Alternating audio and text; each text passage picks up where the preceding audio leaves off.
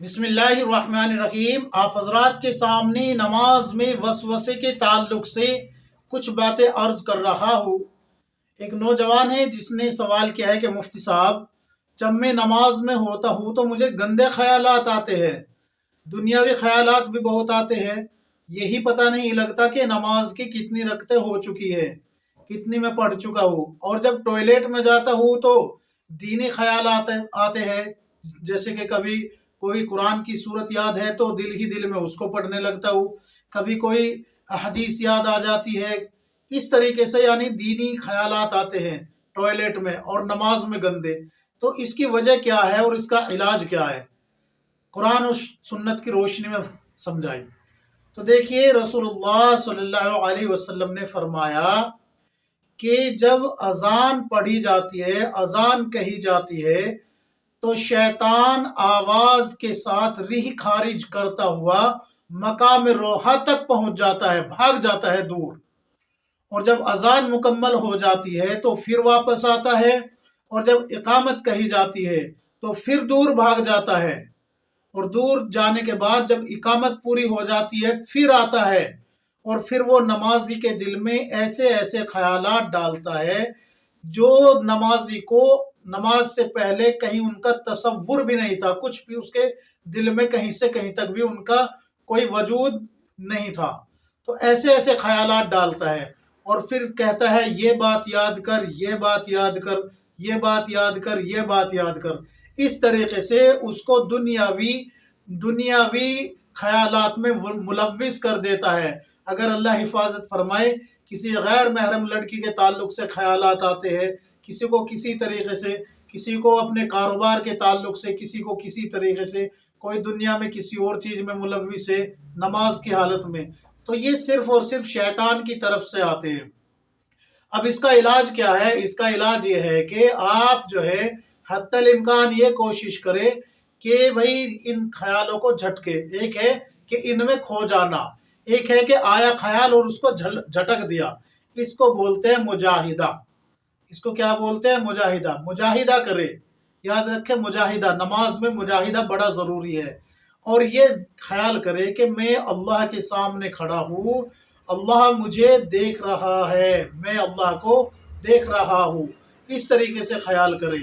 یہ خیال کرے کہ میرے پیچھے موت کا فرشتہ ہے، اور میرے دائنی طرف جنت ہے اور بائیں طرف جہنم ہے، اور اللہ کا عرش میرے سامنے ہے۔ یہ کوشش کرے۔ یاد رکھے، ایک دم سے یہ کیفیت نہیں بنے گی کہ بھئی آپ نے ایک نماز پڑھی ظہر کی اور اس میں کیفیت ہو گئی، نہیں، بلکہ 99 خیالات تو دنیا کے ہی آئیں گے، پھر ایک خیال آئے گا کہ میں نماز میں ہوں، پھر اگلی نماز میں وہی خیال رہے گا، ایک دن، 2 دن، 3-4 دن کے بعد پھر دوسرا خیال، 98 دنیا کے ہو جائیں گے، 2 خیال دین کے یعنی کہ نماز کے تعلق سے ہو جائیں گے کہ میں اللہ کے سامنے کھڑا ہوں، میں اللہ کو دیکھ رہا ہوں، یا میرا اللہ مجھے دیکھ رہا ہے۔ اس طریقے سے یہ رفتہ رفتہ رفتہ رفتہ رفتہ رفتہ کم ہو کے ایک دن سارے دنیاوی خیالات آپ کے دل کے دھل جائیں گے، اور آپ جو ہے نماز میں یکسوئی حاصل کر لیں گے، نماز میں یکسوئی حاصل کر لیں گے۔ اب آتے ہیں کہ ٹوائلٹ میں دینی خیال کیوں آتے ہیں؟ تو دیکھیے، دینی خیالات اس لیے آتے ہیں کہ شیاطین وغیرہ کا جو ڈیرا ہوتا ہے، جو بسیرا ہوتا ہے، وہ ٹوائلٹ وغیرہ ہی ہوتے ہیں۔ اسی لیے جو ہے اللہم انی اعوذ بک من الخبث والخبائث، یہ جو پڑھی جاتی ہے، اے اللہ میں ٹوائلٹ میں جا رہا ہوں، میں پناہ مانگتا ہوں، اللہم انی اعوذ بک، میں پناہ مانگتا ہوں، من الخبث، خبیث جنوں سے، والخبائث، اور خبیث جنیوں سے۔ تو پتہ لگا وہاں پر جو ہے جن اور جنیاں موجود ہوتے ہیں جو کہ خبیث ہوتے ہیں، وہ وہاں پر جو ہے یہ پن مارتے ہیں زہر کے، تاکہ انسان جو ہے زبان پہ یہ کلمات یعنی کہ قرآن کی آیت آ جائے یا احادیث آ جائے یا اللہ اللہ ایسے کرنے لگے۔ کیوں؟ اس لیے کہ وہاں پر پڑھنا گناہ ہے، وہاں پر کیا ہے؟ پڑھنا گناہ کا کام ہے۔ تو اس لیے وہاں پر دینی خیالات شیطان وسوسے کے ذریعے لے کے آتا ہے۔ اسی لیے قرآن کریم میں جو آیت ہے نا، الذی یوسوس فی صدور الناس من الجنۃ والناس، اس کو کثرت سے پڑھا کرے، اس کو کثرت سے پڑھا کرے، اللہ حفاظت فرمائے گا ہر طریقے کے شر سے اور فتنے سے۔ یہ دو باتیں میں نے آپ کو بتائی ہے۔ یہاں ان سے بچنے کے لیے بھی پہلے آپ جو ہے بیت الخلا جانے کی دعا پڑھے اور پھر جو ہے باہر آ کے پھر سے باہر آنے کی دعا پڑھے، غفرانہ کا یہ والی جو دعا ہے یہ پڑھے، تو آپ جو ہے اللہ آپ کی حفاظت فرمائے گا ان وسوسوں سے۔